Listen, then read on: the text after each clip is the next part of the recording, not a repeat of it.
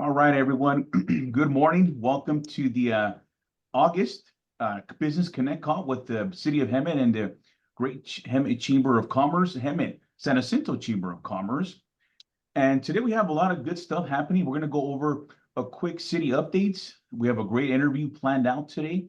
And then lastly, we'll have pass it over to the chamber for any updates, open it up, open mic, and start from there.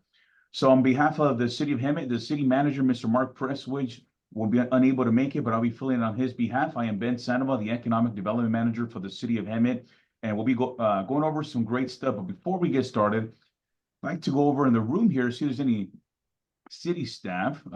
Oh, great. Javier, would you like to introduce yourself?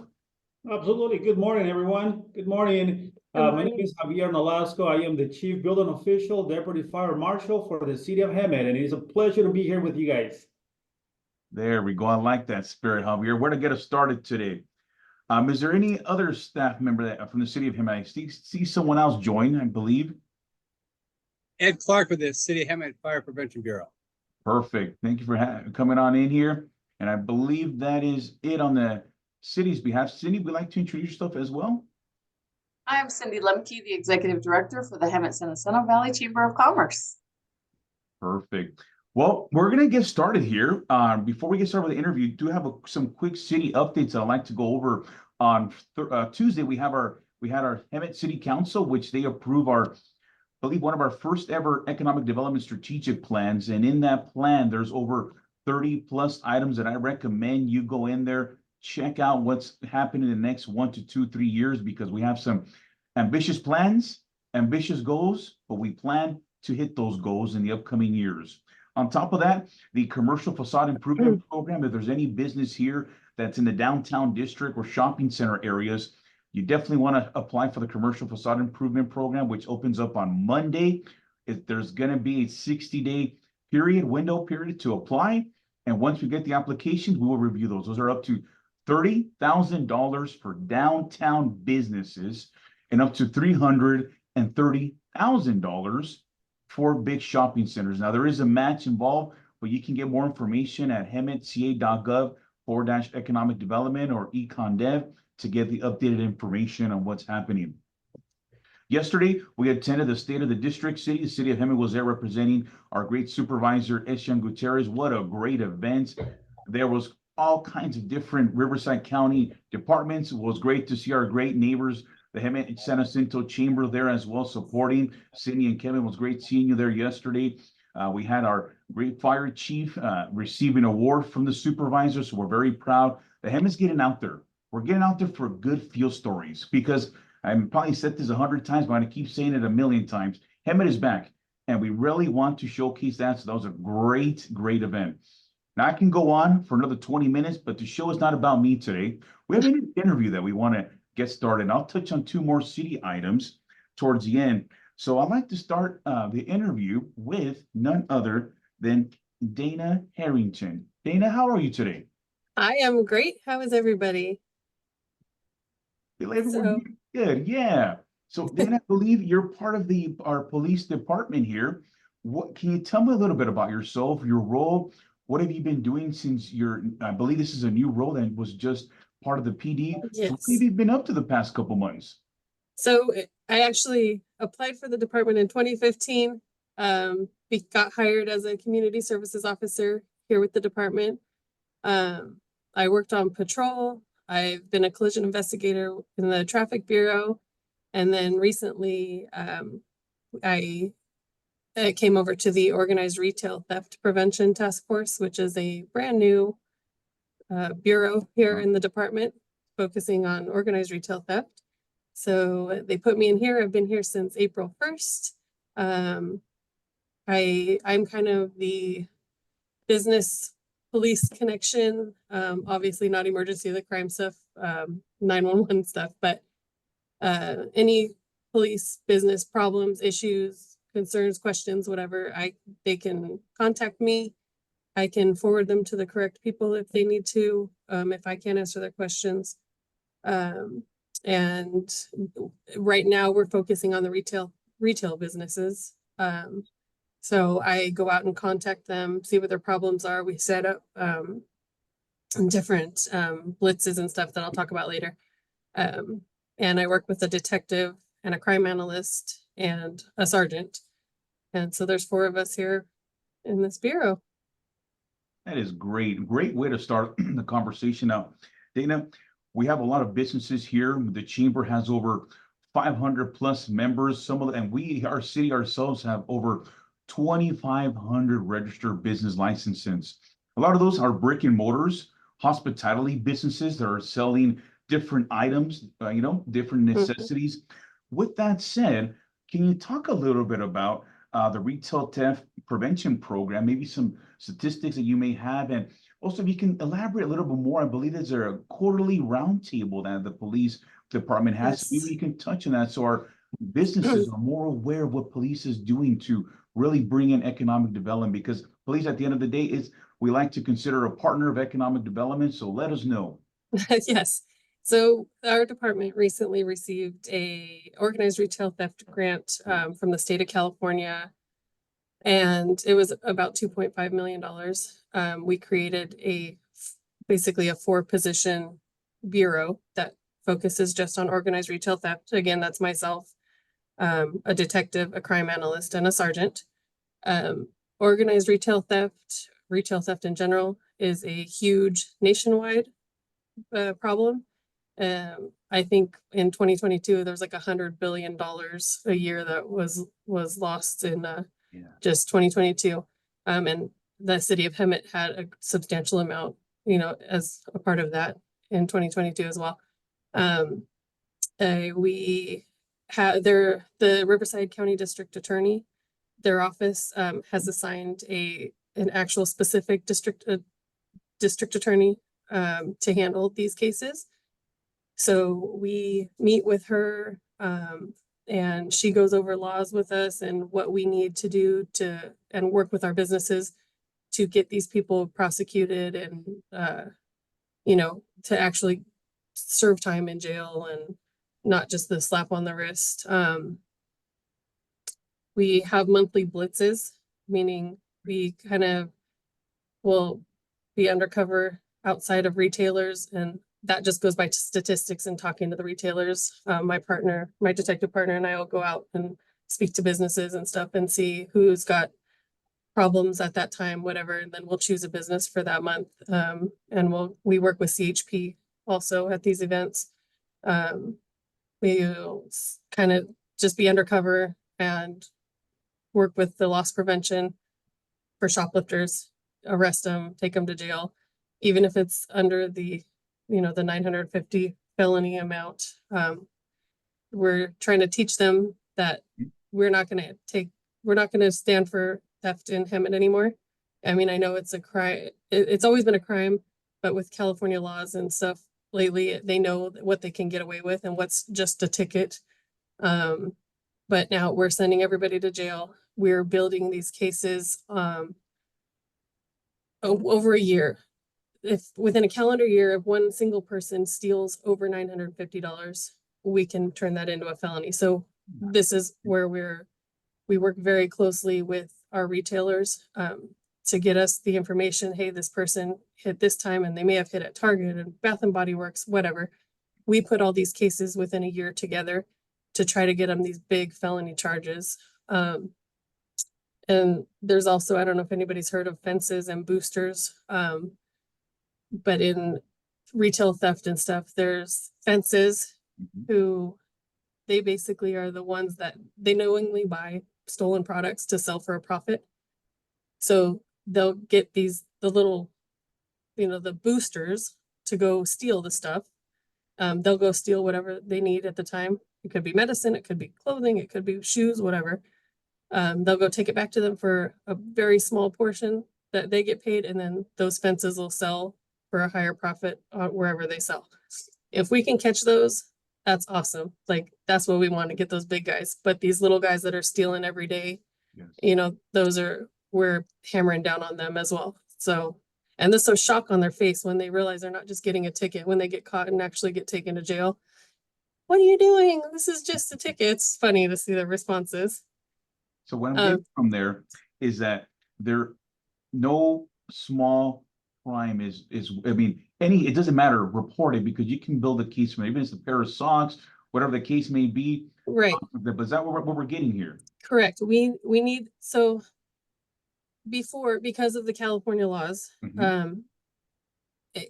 retailers have been very hesitant and not reporting crime. So when somebody goes in and steals a few pairs of Levi's or whatever, yeah, it's a couple $100, but they're not reporting it. So now that we've come in, my partner and I go in and say, hey, we're here just for this. We're gonna put a stop to this.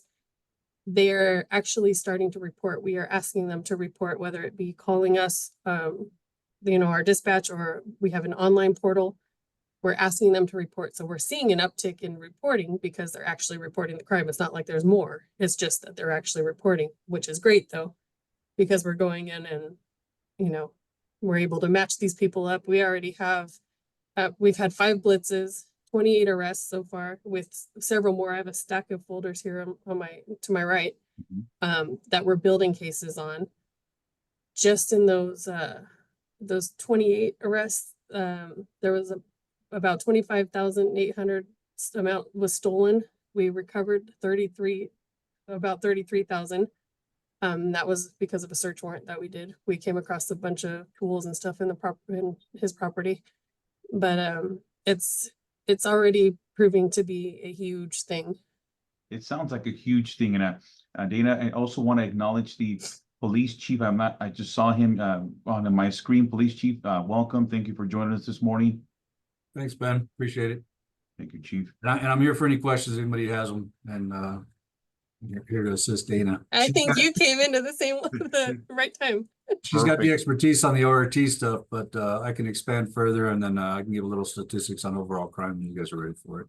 Actually, chief, I'm so glad you brought that up. And I told Dana here because, as an overall, so when we look at the national average on crime, when we look at what's happening on social media on Hemet, sometimes people may look on our social media and they're thinking, wow, is it Call of Duty out there in Hemet? But it's far from the truth.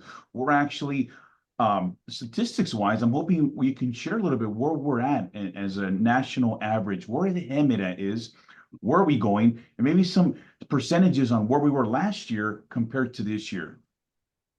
Absolutely. So that being said, we had an incident yesterday, and of course, social media. It's all over social media. It's put on social media before our investigators can even get that evidence. Wow. And it's a little disheartening. If there's any business owners here and if you have surveillance, please, if you can, I mean, it's your decision, but give us a call. Let us get a hold of that video and try to do our investigation and find, the bad guy or bad girl before it's put out there on social media. That's the problem we're having today, is it's just being put all over. And what that does, that really interferes with the investigation. Because somebody who is a suspect in whatever case may not know that we're looking for them, but once that video is put out, they know that we're seeing it, and so now they go on the run, they hide out. It's going to make it that much more difficult to find the perpetrator. So if there's any business owners here, please, if you can, just work with us and get us that video footage as soon as possible. That being said, I don't think we can live without social media today. It's just that's how everyone gets their information. I mean, I'm sure everybody wakes up in the morning and the first thing they do is reach for that phone and pick it up and see what's happening on social media. I guarantee you, 90% of the people on here do that, including myself. Guilty as charged, chief. It's the trifecta: Instagram, Facebook, and Snapchat. I'm guilty. Right. And so that doesn't help us out as a city at all. Hemet, I think it's a bad rap, in my opinion. There's numbers to prove that. It really bothers me. I grew up here, so I'm the police chief here. I was a police officer for 18 years here. I'm the police chief now, so it really does bother me to see that bad rap. But I also get it when we're living here in this city, when this is our city and we see what happened last night, the shooting on Florida Avenue. It's like we don't see anything else. We see what's happening in our city, so we're going to be very interested in it, and then we just think the world's coming down around us. It's not perfect, but I can tell you we're on the right path. Last year, what Ben's talking about last year, I think some of you may have been here when I gave the first Business Connect meeting. Our numbers are below state levels. as of last year for all of last year. And they're just about even with nationwide averages. That being said, obviously we want to continue that trend. We want to get below both. We want to talk about it. We want to put it out there. We want to debunk, what the perception of Hemet is. So we dove into the first 6 months of this year, and compared it to the first 6 months of last year to see where we're at. We were trending downward. And so hopefully we would continue that. So what it looks like now is, these are the crimes, I'm gonna call them out, that we're comparing to last year. So first 6 months of this year compared to the first 6 months of last year. We're gonna be looking at crimes against persons, homicides, rapes, robbery, aggravated assaults, crimes against property, larcenies, and motor vehicle thefts. So on that, those are all in a downward trend. We're looking at crimes against persons is down 11.5% overall. Homicides is down 50%. Last year, this time we had 2 homicides. We have 1, so that's why it makes it 50%. But that's a downward trend. We're heading in the right direction. Rapes down 14.4%. Robbery down 19%.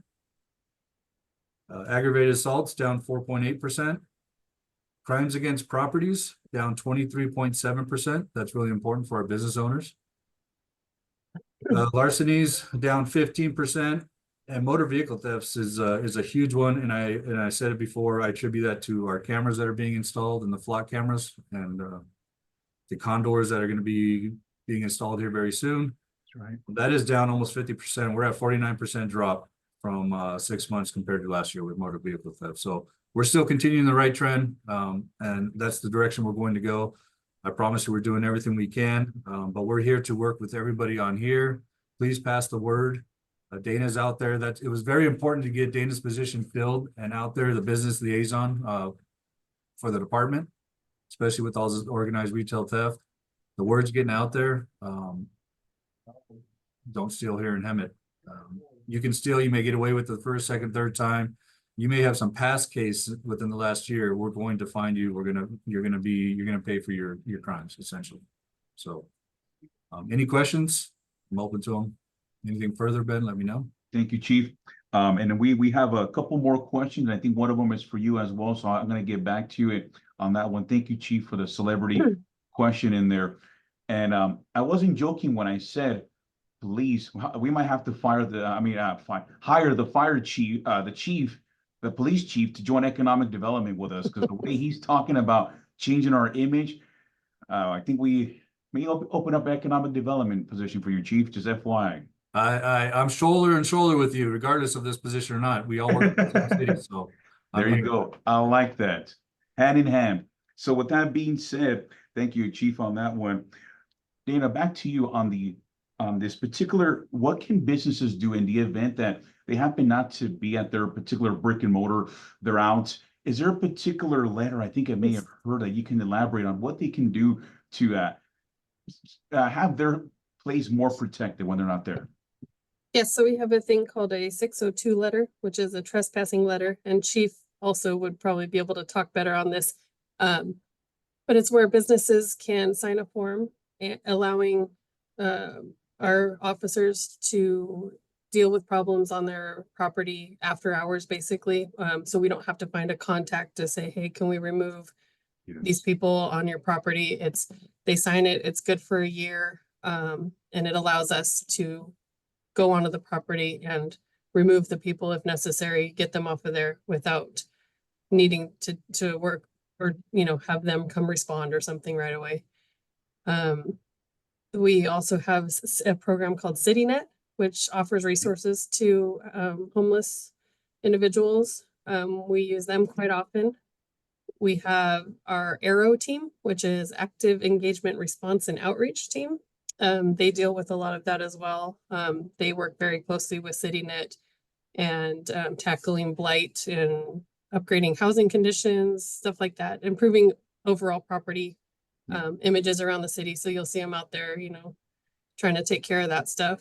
It is huge for businesses to not say no to panhandling. Basically, don't encourage these people. There are several other opportunities for them. Giving them money, giving them stuff does not help. There's 211, again, CityNet, Valley Restart. There's several other things they can do. And it just encourages them to hang around, the properties where they're getting money and stuff. So we don't want them to do that. That is great. So thank you for that. And where can they find that letter? How can they get that letter from if they wanted to fill one out? I believe they can just contact Chief. Do they just contact us? There's several ways. You can get online actually on our webpage and find it there. On hemetpd.com. You can come to the front counter and pick it up any time of the day during normal business hours and pick up a copy. You can probably give us a call as well. Just call our records, just call on the 2400 number, ask for the records. Then if you're a business, and ask them to mail one out to you, we'll make it happen.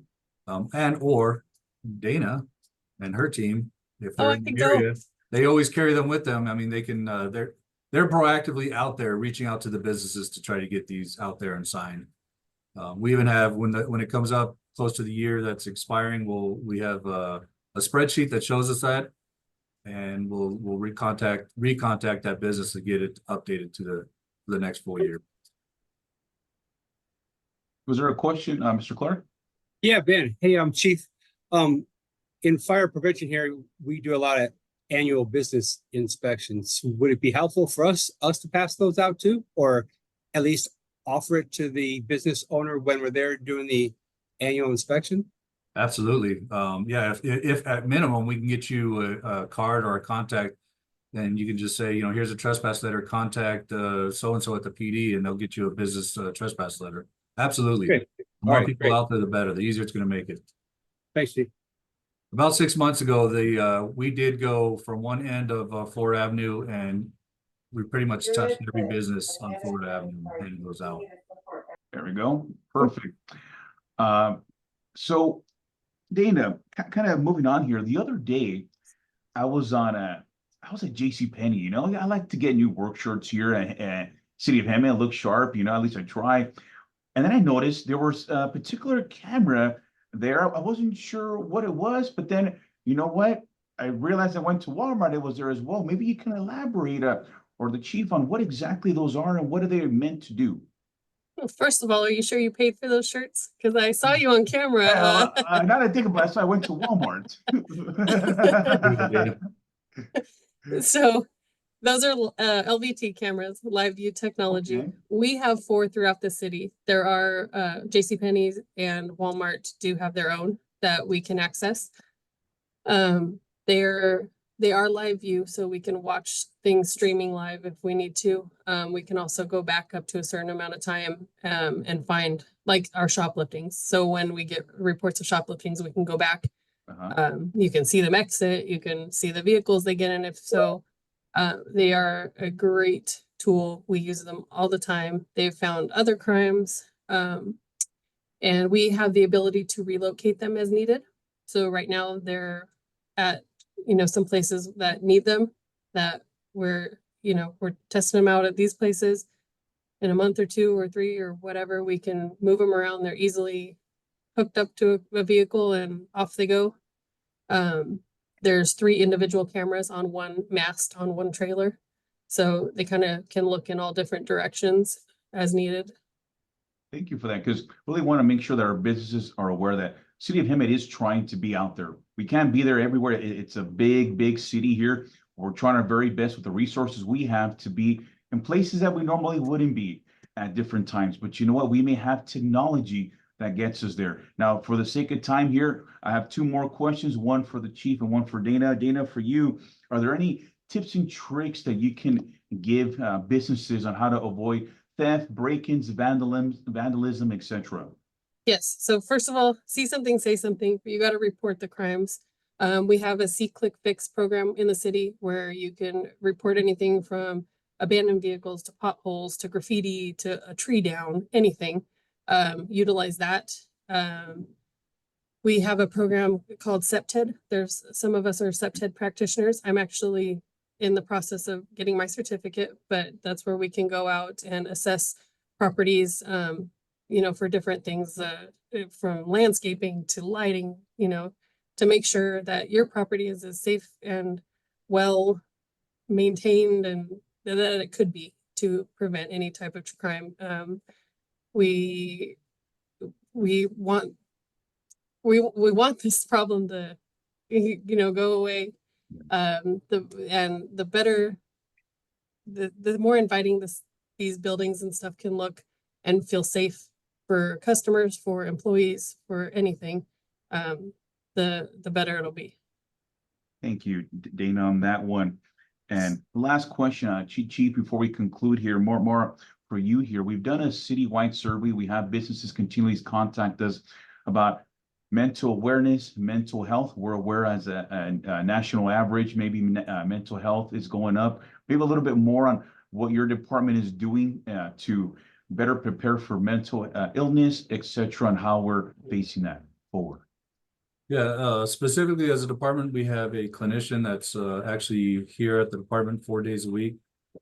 And they're attached to a police officer full time. And so they go out there. So even if they're not here, a police officer responds to a house and someone's suffering from a mental episode or whatnot. They will send that information to them. So the very next day when they come in, they immediately start doing follow-ups. I want to say it was about a year ago, we did an audit and we found out that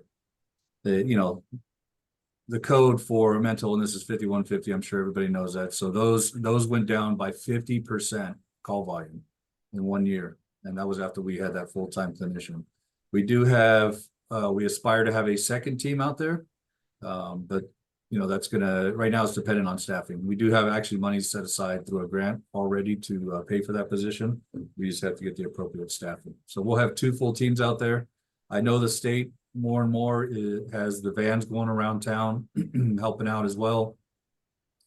Our veterans, if they need any assistance, I have personally in my time driven over a half a dozen veterans from the city of Hemet to Loma Linda. I sat there with them. I got them in contact with a counselor and on the right track. So we're here to help any way we can. And we have our Aero team out there, and Aero and Dana's team, the ORT team, work really close together. Thank you, Chief. And thank you, Dana. Before we conclude, was there anything else from police, Chief, or Dana that you would like to let us know before we conclude? No, but just real quick, I failed to mention what CPTED stood for, and that's crime prevention through environmental design. So, I'll be able to sleep now. There we go. it was bothering me. So, Dana, No, we do want to thank you for joining us here this morning. A round of applause for Dana. Great job. And thank you for sharing. Very well. thank you. Yeah, agreed. And thank you for sharing all that stuff, Dana, and Chief, because we do have a lot of great stuff happening in Hemet.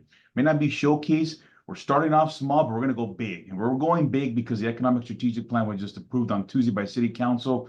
So we have some great stuff. But if I were to get into it, we'll be here until Saturday at 5 p.m. I'm sure you guys want to head out home. So Chief, thank you again for your words. Absolutely. I'm going to pass it over to you. I know we went over already 2 minutes, but I want to make sure the chamber had some time to maybe events or items on your end.